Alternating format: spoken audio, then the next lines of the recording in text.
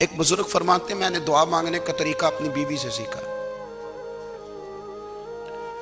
دعا مانگنے کا طریقہ اپنی سیکھنے والے تو اپنے بچوں سے بھی سیکھ لیتے ہیں، سیکھنے والے تو ہر ایک سے سیکھتے ہیں۔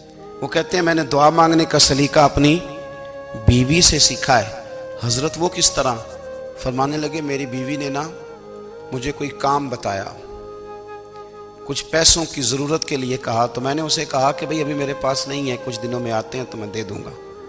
عورتوں کی عادت ہوتی ہے وہ بار بار یاد کراتی ہیں، 2-4 دنوں کے بعد پھر اس نے کہا حضرت وہ میں نے کہا تھا کچھ پیسے، میں نے اسے کہا کہ ابھی میرے پاس نہیں ہے، کچھ دنوں میں ملتے ہیں تو میں تمہیں دے دوں گا۔ اس نے کچھ دنوں کے بعد پھر کہا حضور وہ میں نے کچھ پیسے کہے تھے۔ فرماتے میں نے ڈانٹ دیا، میں نے کہا کہ کیا تو روز مجھے شرمندہ کرتی ہے، کہا نا میرے پاس نہیں ہے، ہوں گے تو دے دوں گا، تو روز یاد کراتی ہے۔ فرماتے ہیں اس نے پہلے تو میری ڈانٹ کو سہا، پھر میرے سخت جملوں نے اس کی آنکھوں میں آنسو پیدا کر دیے، پھر اس نے اپنے آنچل میں اپنے اس دکھ کو سمیٹا، اور پھر اس نے ایک جملہ کہا تو میں رو پڑا، اور مجھے اپنے رب سے مانگنے کا طریقہ آ گیا۔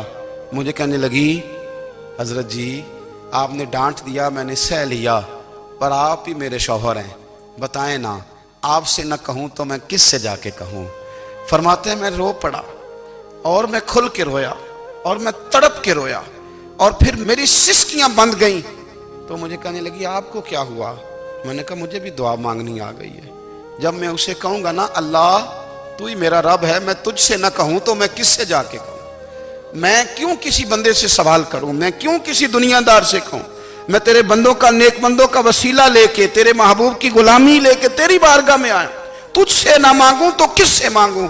سمجھ آ گئی ہے جب میں اس رنگ میں مانگوں گا تو میرا رب میرے اوپر بڑا ہی فضل فرمائے گا، وہ میرے اوپر بڑی رحمت کرے گا، وہ میرے لیے آسانیاں کرے گا۔ عزیز دوستو ہم اس طرح کرنے لگ گئے ہیں کہ ہم نے نا اپنے تعلقات پر اعتماد کرنا شروع کر دیا ہے۔ میرے تعلقات بہت ہیں، ہم نے اپنی دولت پر اعتماد کرنا شروع کر دیا ہے، میرے پاس دولت بہت ہے، ہم نے اپنے علم پر، اپنی شہرت پر اعتماد کرنا شروع کر دیا ہے کہ میرے پاس فلاں چیز بہت ہے۔